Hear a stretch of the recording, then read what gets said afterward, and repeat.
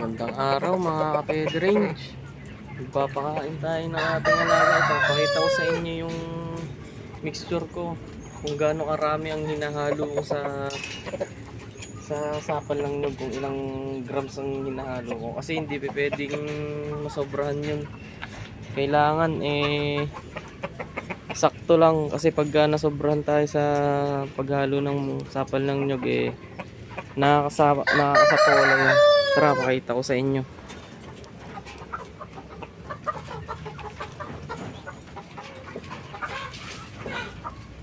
Ito mga pwede rin yung mixture ko. Ito Madre de Agua to. Nasa 400 grams to. Itong Madre de Agua.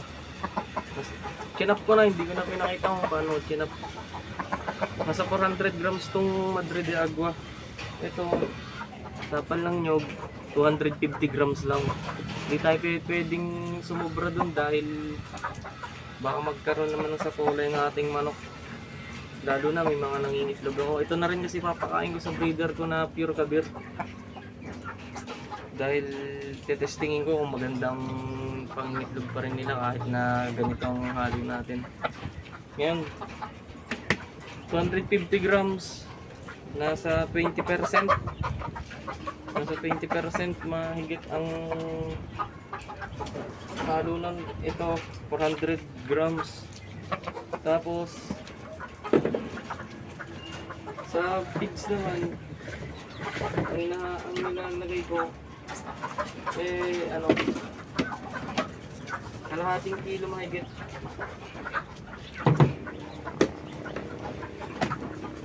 Sampung takal nito nung panakal ko. Ito 55 grams ito ang laman nito. Takal tayong 10 takal nito. Bali magiging 850 grams.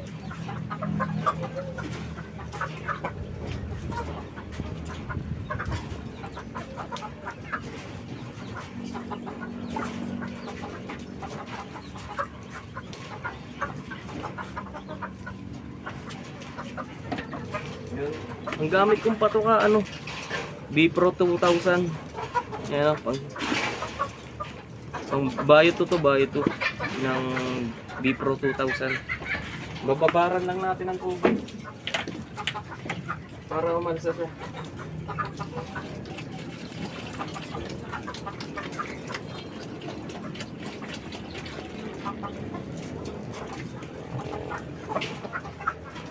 Tapos darak.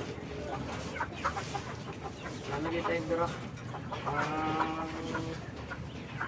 Ang dami naman ito 200 grams lang, bali apat nito. 200 grams. Mas maganda sana kung darak ng palay Darak ng mais kung nabili ko, wala pa kasi yung pagkukuran ko ng darak ng palay. Kaya ito muna, namili muna ako ng darak ng mais. Medyo mataas ang presyo nito kaysa sa darak ng palay. Yun lang. Para sa lahat na to, pang maramihan na to. Bali ang tinitimbang nito ay nasa 1.5 kilo. Lahat na sila. Pati mga breeder ko sisiw na 2 months. Dito na rin. 150 grams sapal lang yun. Lalagpas doon. Ito kahit sumobra ka doon sa ang percentage kasi nito 25 grams to 30 ay 25% to 30% ng mixture ng patuwa. Okay lang kahit sumobra, wag lang tong sapal ng nyug na susobra. Kasi hindi maganda rin na sobra to Itong Madre de Agua kasi source of protein, mataas ang protein ito kaya okay lang kahit sumobra tayo dyan. Mix lang natin.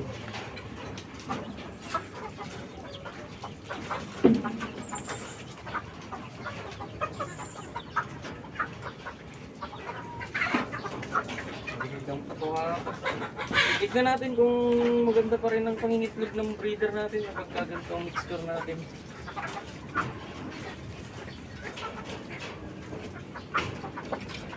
Kapag pagka ganun pa rin, tuloy-tuloy pa rin, eh, tuloy-tuloy natin ito ipapakain din sa breeder.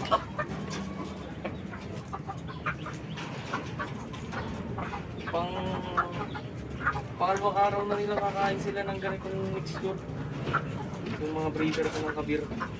Pero dun sa bilang sa may mga crossbreed, eh ito pinapakain ko pero nangitlog pa rin sila. Kaya tinesting ko dito sa mga pure kabir ko. Tuloy-tuloy pa rin pangitlog nila.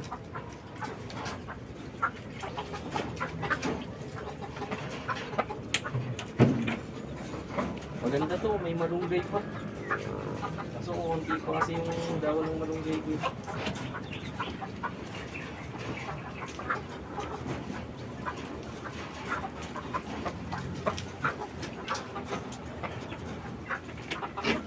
Ayan mixture niya. Ang ganda, di ba? Gustong gusto nila to. Di ba pwedeng mas mataas yung panghalo natin sa commercial feeds kasi yung commercial feeds balance na yun eh. Nandun na lahat kaya kailangan mas mataas pa rin yun.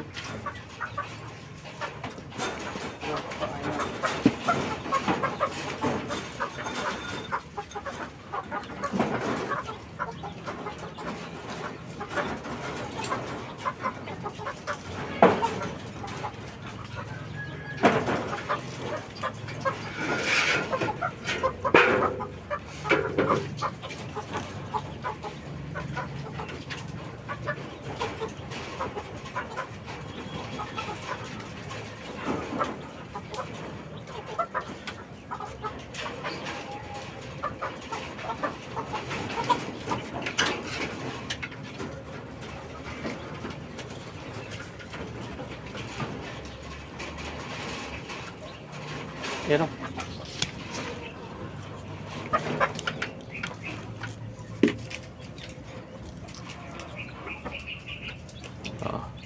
Diba? Magana kumain.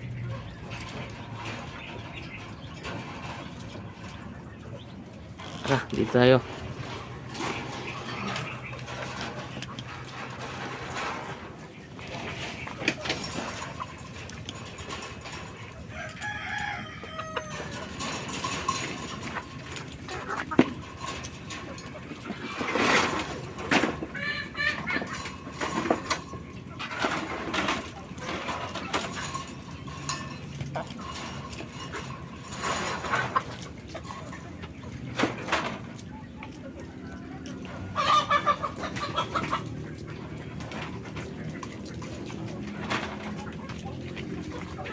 Tayo sa loob. Papakain natin mga pure kabir. Hindi ko pa nakasikaso itong ranging net na to.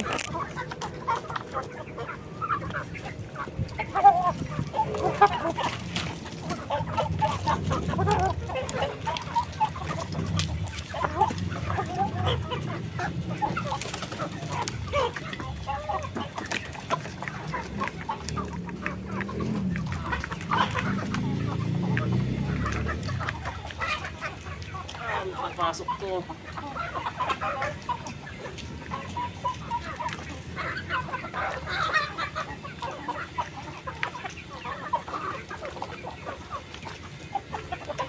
Pakita tayo kung gaano nila kagusto yan.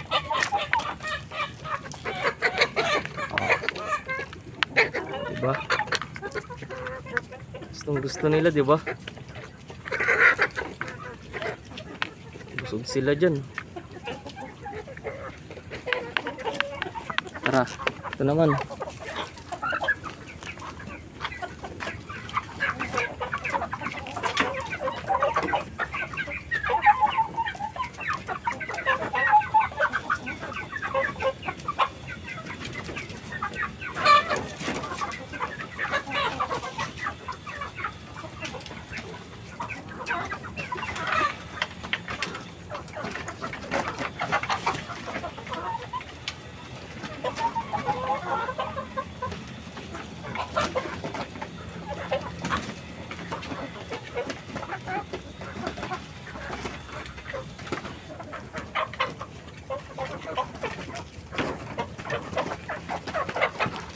Lalaki na nito.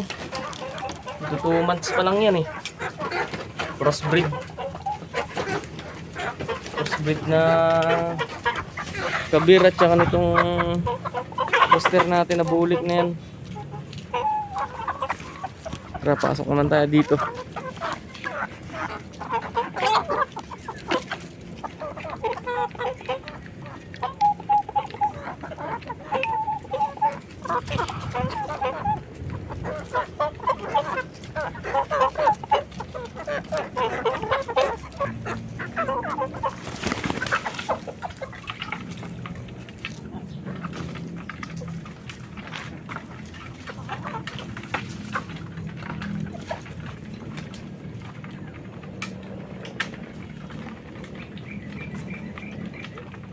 Nakakagulo.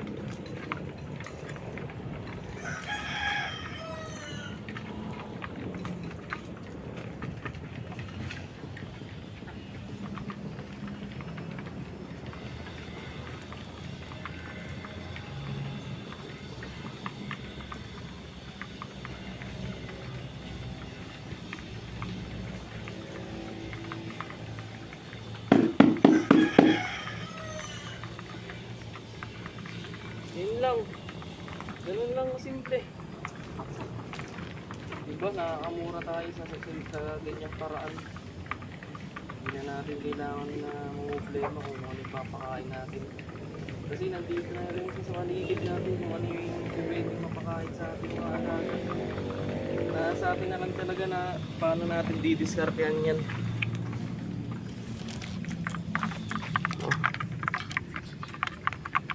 Diba? Makatipid tayo. Laking tipid niyan. Pagka ganyan ng diskarte natin.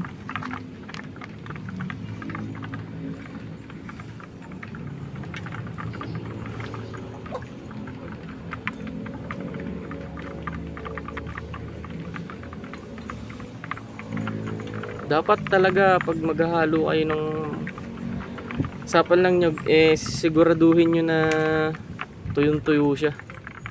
Meron nga akong kahihingi lang nandun nakabilad sa bubong. Kahihingi ko lang kahapon yun. Binilad ko kanina.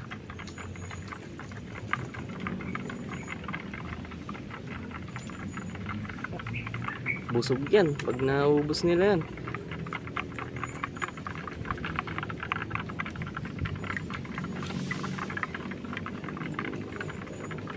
Yung isang native natin naglilimlim.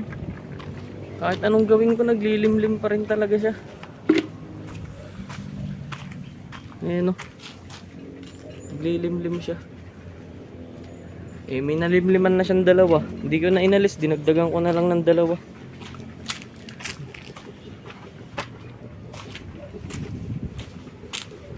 Nayaan ko ng limliman niya. Yun lang, hanggang dito na lang mga pwede range. Kung gagayahin nyo yung gantong mixture ko, nasa sa inyo na yan. Kung susundin nyo yung katulad ko, kung gaano karami yung halo. Basta lagi nyo tatandaan, huwag sosobra yung sapal ng nyug kasi mataas ang pat nun eh. Kaya ang lakas makasapawala sa manok nun, lalo na kung nangingitlog yung manok mo tapos makapapakainin nyo ng maraming sapal ng nyug. Sigurado yun, hihinto sa pangingitlog yun. Diba, busog na busog yan sila.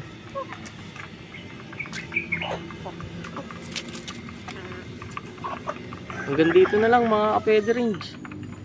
Kung nagustuhan mo tong video na to, baka pwedeng pa-like and subscribe naman dyan para updated ka sa mga video nga upload ko. Hanggang dito na lang mga kapede range.